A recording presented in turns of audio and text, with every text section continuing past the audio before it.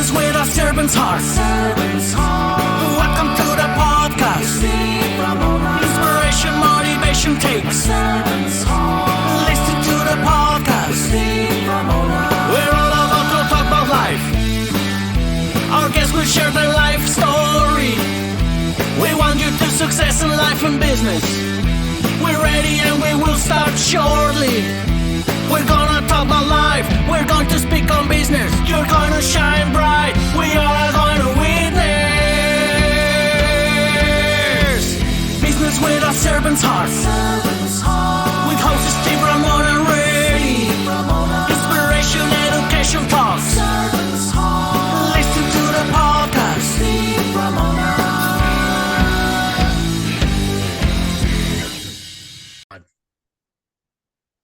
Welcome, everyone, to Doing Business with a Servant's Heart podcast. I'm your host, Steve Ramona. I am so fired up to have you join us today.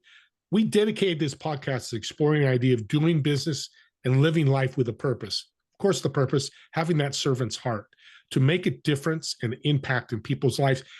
I do it daily. If you could do it daily, it's great. But even once a week, once a month, just focus on that. The other thing is my guest is going to motivate you, inspire you, and educate you to also make that difference. So those are two great things that you get to do. Now, your call to action today is how you're going to serve yourself and serve others today. And what impact will you create today? Of course, I say today a couple of times because that's the key word. Don't wait till tomorrow. Don't wait till next week. Don't wait till next month. Start serving today. And it could be as simple as calling somebody and just saying, I'm thinking about you. How you doing? It's really simple. Hey, if you want to give $1 million to a foundation, of course, that's serving as well, but just find a way you can serve. Today's episode is sponsored by Pantheon Alliance. Join a community of high-income entrepreneurs and business leaders to create a world-changing thought leader platform to grow your business. For more information on Pantheon, just reach out to me and I'll get you all that information. Well, speaking about impact, being a speaker, a lot of people like to do it. I've been able to speak this year 20 or 30 times. It is so powerful. It's not the fact that I'm speaking, but it's the audience. And today I have an expert speaker. She teaches people how to speak around the world, not just in the United States, and they're very successful. So let's welcome Shelly to the show. Thank you, Steve. What a beautiful introduction. It's great to be here as always. And this is part two. I'm excited because we've talked many a time and different things, but you mentioned something before the show. We talked about the last time we met was your audience and how do you serve your audience? That's your purpose. How can people do that when they're speaking?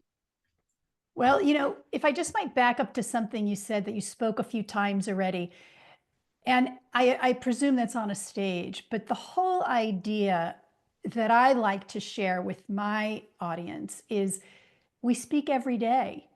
We speak all day. You go to a coffee shop and talk to a barista, you're speaking publicly. It could be a colleague, it could be a podcast, it could be on a stage. So if we engage from the point of view of a conversation, we're sharing information that goes to serving your audience. We're really sharing information every day, all day, and that's what makes speaking so engaging. Thank you for correcting, and that corrected me in a sense, but really expounding upon that because you're right. Yeah. We're speaking every day, like we're selling every day. I mean, I sold you to be on this podcast. It wasn't a hard sell, but I had to ask you and you said yes and did that.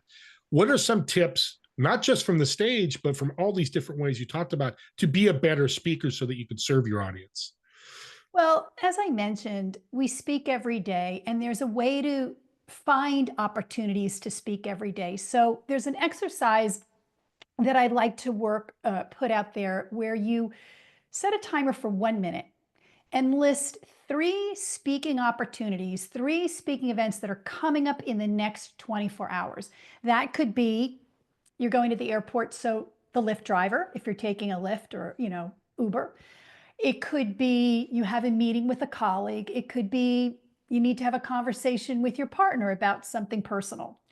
Once you identify those 3 speaking opportunities, now you're committed to make that discussion happen. And you think about what is it I want that person to know? Now, the Uber driver or Lyft driver, you don't know them. Maybe it's just like, hey, how's the traffic been in the city? Have you, have you been to the other side of town? Is there traffic down that way?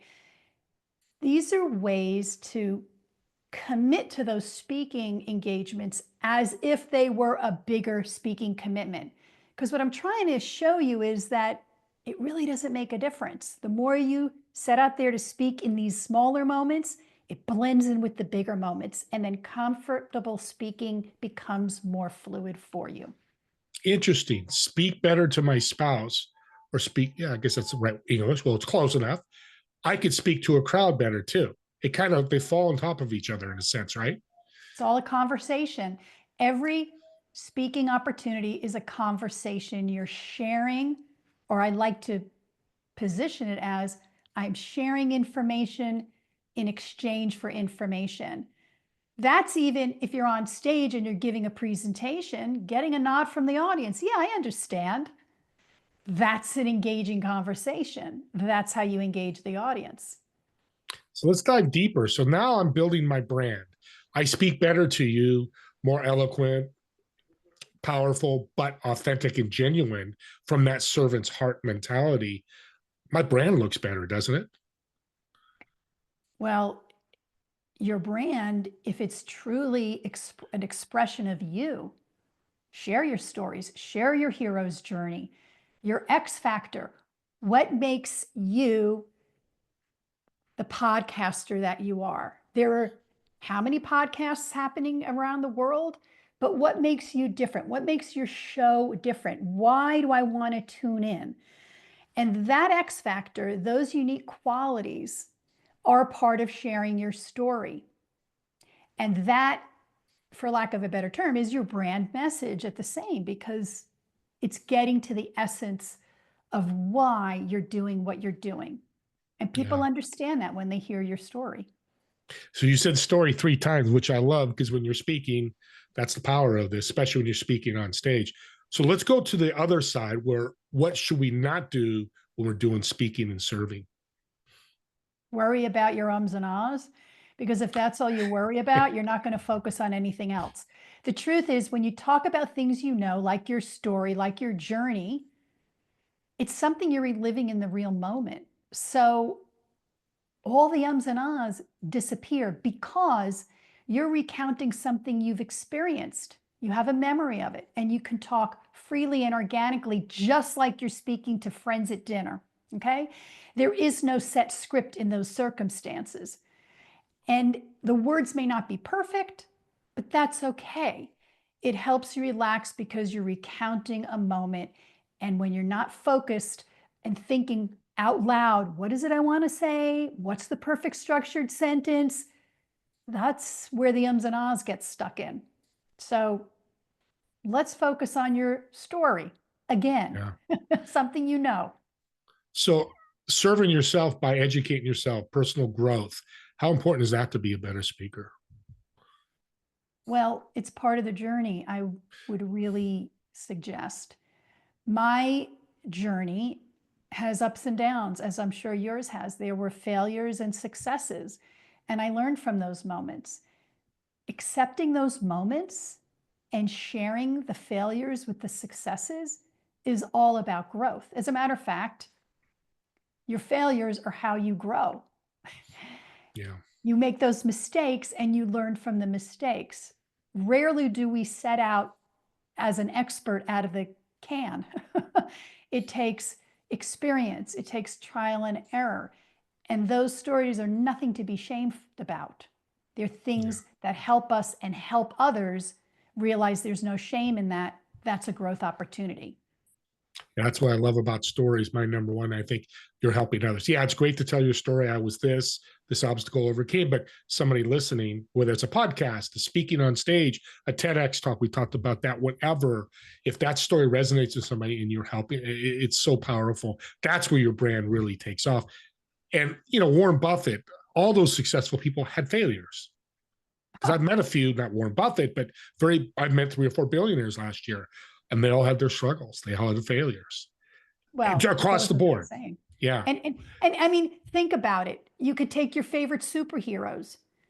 Wonder Woman, Spider-Man, they all have some sort of human flaw that is actually a very, very big part of their commitment to good and their succeeding and wanting to help others. And they embrace that as part of who they are. There is no perfect person, and that makes them more human, and it makes us feel more connected to that superhero larger than life, like you're saying, the Elon Musk, whoever, these great billionaires, they've struggled too. I mean, Sarah Blakely, you might go, oh, she's a millionaire, so what? But when you learn about her struggles, how she started her business selling fax machines or Xerox machines door to door, working around the clock, you start to have a little empathy. You start to say, wow, she really had to fight her way to the top. It just wasn't handed to her. Yeah. That's very Yeah. human. I love that story about, I love Sarah. What's her last name? Blakely, Sarah Blakely. Spanx. Let's see, shout out Spanx. If you want to sponsor, I'm open to it. Just half kidding. But what I hear from billionaires too is like the one billionaire I met, great guy. He goes, Steve, I started with you, like Sarah. He goes, I went door to door selling the vacuum cleaners. I forget the name of them, whatever it was. He went door to door. That's how I started. That's how I built my capital. And now I'm a billionaire because I went past that. I didn't look at myself like that. And speaking was part of it now as I listen to you, because he says, I spoke to everybody. Just didn't pick and choose. The truth is, you got to get out there and just keep pushing forward and believing that there's another opportunity. But silencing yourself, not speaking up, not sharing those experiences, really a disservice to the audience before you, because that's a golden nugget of information that you could be sharing with them to help them grow too. It's amazing how speaking you go to failures. It's so powerful what you do. And what you do as well. I'm super excited to announce you got a book coming up. You already have people reading it. Talk about this book. I'm excited for people to hear. Well, thanks for bringing it up. Basically, it's my framework. It's what I've been coaching people for years now. And my clients begged me to write this book based on the framework, Remarkable Framework from Remarkable Speaking. And the whole idea is to take all the drills and exercises, even the one that I shared with you earlier about your speaking opportunities, to not only understand the principles of speaking, but to have everyday minute exercises and drills. When I mean minute, I'm talking 4 minutes to practice a drill to get you set for speaking and get in the mindset. So it's like a toolkit. It's an everyday resource that you can tap into. And as you mentioned, I shared it with some of my clients, and they're just like, oh my gosh, I rely on this all the time. It helped me create my big speaking event, my big presentation. Right to a client said they did their toast at their friend's wedding. So the framework walks people through the different ways you can create a full speaking event. Even a podcast. You want content for a podcast? Boom. The framework will help you do that in minutes. So that was sort of the inspiration for the book, and it's all in one place, and anybody can have it. So somebody would say, you're giving all your secret sauce out in a book, or most of it. Why would you do that? It's my vision, my hope that everybody have a voice, especially unspoken. And why not make that accessible to everybody? Because when we all have a voice, we can really change the world. The framework workbook is free on my website. I want people to have this engagement. I want them to be able to help change the world and raise their voice. That's really my goal and my mission. My clients come to me for deeper, more intensive type coaching, but you will get a ton from the workbook and the book. And that's my goal. What a better place it would be if we all spoke how we felt and shared our vision. Absolutely. And a servant's heart gives stuff away for free. An audience, I talk to people, oh, I can't do that. I got to pay bills. Shelly's doing quite well, giving all her stuff away because people will want to reach out to you, right, Shelly, and learn more, grow more with your help, your accountability, your coaching. Absolutely. Again, it's the communication piece of having a conversation. You know, what's interesting is we all show up on the job and it's demanded of us, not even asked, it's demanded of us in the workplace to be able to present, to speak, to communicate effectively with our colleagues, with our seniors, with our juniors, and yet there's very little training on it. Very little training on it. So how does that work? Why is that link broken? Because I believe, again, if everybody had a better way to communicate and shared their vision, we might have better working environments. You'll have better relationships. You'll feel more trusted and more desired because you're sharing something authentically as opposed to ruminating over things you can't express. I love it. I love all this. This is, audience, if you're not taking notes, you better be taking notes. I'm going to come over here. No, I'm kidding. Somebody that speaks, that doesn't speak, is not educated. I've had this people ask, well, I'm not very educated, but I've got a message. Can they still be good speakers? Absolutely. It's just, you know, since the beginning of mankind, we've been telling stories. It was the caves, right? With the drawing of the pictures and the miming, and it developed into stories and poems and songs and movies. We all have our life's experiences. It doesn't matter what level of education or how high you went up in the, education system. It's your experiences and your stories that make you unique, that help you express how you feel. There's no education level for feelings. It's just being in touch with them and not being afraid to reveal them and experience them to say how you really feel. It's a way you connect with your audience, and it's a way that you can communicate honestly.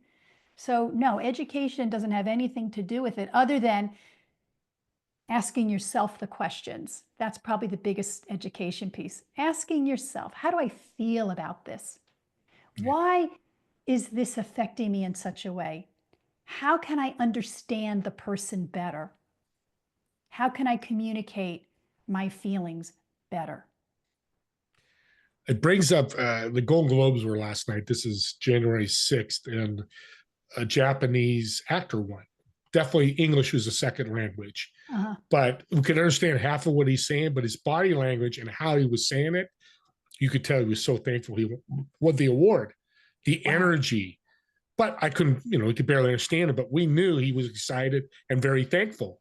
I didn't know what he said. That's kind of what you're saying too, right? Absolutely. The way to connect is not just telling a story, it's embodying it, right? Remarkable Framework is about embodying your voice and your vision. So you want to embody that. And that sounds like what this actor did. I didn't see the words, but I know that when you speak from your heart and not from your head, when you really feel that emotion, and emotion is great. So, all those myths about being emotional, you can't care about something without emotion. Yeah. But when you express something, as you're saying, even without words, just by gestures, and you could feel the energy, because emotions start as energy in your body. The brain labels it as what type of energy is that? Excitement, thrilled, ecstatic, terrified. Those are all words that you connect to an energy source. So that is a very big part of my process, is to tap into that emotion and really connect with what you're saying so people know you really care. Yeah. I like that because energy is a big part of the story too. A great story with great content will build the energy, like waiting for the end, like, okay, when's the shoe going to drop? I love that because that's easier than crafting this script of a presentation or a speech and making it right. Just make sure the content of the story is heard and understood by the audience. So you make it so simple. It's not simple because the head gets in the way, Anxiety. We hear, I'm not a public speaker, this and that. You kind of say we're speaking all the time, like we're selling all the time. What's a tip or two people can get from you that helps with anxiety? Well, remarkable is an acronym that I use for my process. And the first R is reframe. So I would say reframe that thought. And what I mean by that is you could feel a surge of energy in your body and be terrified. You can be Yeah. fearful. But if you tell yourself, oh, I'm not nervous, I'm excited. When you say the word excited, the corners of your mouth turn up. It's almost impossible to be fearful, but it's the same energy. Again, the brain doesn't know, the body doesn't know the difference. It just feels it. So it's reframing an idea to say, I'm feeling a little nervous. No, I'm really excited about being on this podcast today. And it shifts your whole mindset of where you approach the situation. So let's reframe. We're coming to the end here. Let's reframe this. So think of some of your great speakers you've worked with that are just fantastic. What's one quality that makes them so great? That they're not afraid to explore and try something different. I ask people to do something different. You may have been trying something for a long time, but asking you to do something different, reframe it, try a tongue twister, do a different exercise, may feel awkward, but that awkward is where the growth happens. It's like learning to ride a bike for the first time. You're going to wobble, you're going to fall, and after a while, it becomes familiar and you're okay. So take that journey. Like my clients, they're not afraid to explore and try something new. And that's really where the excitement and all of the mic drop moments, if you will, come from. And if you fall, you get up again, and that's your story. Look at that. See how good she is, audience? She just took that speaking and reframed it around. Well, we come to the end here. Let's do a fun little exercise I call improv. So, yeah, I've reserved a table at a restaurant, table of 4. Of course, you're going to sit in one of the chairs. In the 3 empty chairs, who would you invite, dead or alive? Why would you invite them? And what food would you order? Wow. Well, the first person I would invite would be Oprah Winfrey, because she is an amazing speaker, world class. I mean, tremendous success. And I'm curious to know what's more for her. What has she not tapped into? The other 2 people, I'd like to bring back my dad, who I lost about a year ago. And as good as our relationship has been, there's so many things more I want to tell him and share with him. So I would have my dad at the table. And the third seat would be my audience. Anybody who I speak to invite them to the table to experience more, to share with me what it is that's holding them back from being their best selves. Now, as far as the food, wow. I do love a good seafood bouillabaisse. There you go. But I also love a really amazing taco. So I'm in a conundrum over that one. We'll just do both. We'll do the bolognese Throw it in there. And the taco, and we're good to go. And you're a first. I've asked this question 200 times and over 200. And the first time somebody said their audience. See, that's the power of her, what she's thinking about. I love that. You're remarkable. You fit that title. You're awesome. I love that we're growing together and getting to know each other and having you on our podcast again. I'm sure people listening want to connect with you. How can they do that? Steve, thank you. And it is always great being here. We have great conversations. Yeah. Well, remarkableframework.com is where you could get the workbook and other tip guides, all there. It's on me. I'm sharing it as a servant's heart because why not? And you can also find me on LinkedIn and social channels like Instagram and Facebook, But my YouTube channel is also pretty exciting, Remarkable Speaking on YouTube. And I have tons of videos and things as well to share with people on some of the things I've talked about here today. And we'll have all the links on the show notes. So just go there on YouTube. You'll be able to see this in a couple days, probably tomorrow. Thank you again, Shelley. I appreciate it so much. Love having great guests on like you. Thank you, Steve. And thank your audience. They're just always so encouraging. I love it. Inspiring. They are. And here's your call to action. What a great segue to this is subscribe to the YouTube channel, but not why you think it is. Here's what I think podcasts are. I think they're actually a gift. So when you subscribe, you get the new ones, but you can find the ones that you're looking for. And you listen to Shelley's podcast and you go, you know what? My friend wants to speak more, speak better. It comes to my mind if that's correct. Incorrect English, you teachers out there correct me. But imagine this, you share this podcast with them and they listen and they see the passion and education, motivation that Shelley's giving. And she reaches out to Shelley and it helps her. Well, you just turn this podcast into a servant's heart by helping others. And I guarantee you, it's one of the best feelings in the world. If you think of Christmas morning, that's what I get to do every day, like having great guests like Shelley on. With that being said, and by the way, comment on the YouTube channel, critique for the podcast. Me and Shelley want to make this as best we can because it's all about you. Or if it's a comment for Shelley, I'll make sure she gets that comment as well. And as always, me and Shelley want to thank you all so much for watching or listening to this podcast. We'll see you on the next episode of Doing Business with a Servant's Heart. Have a great day, everyone.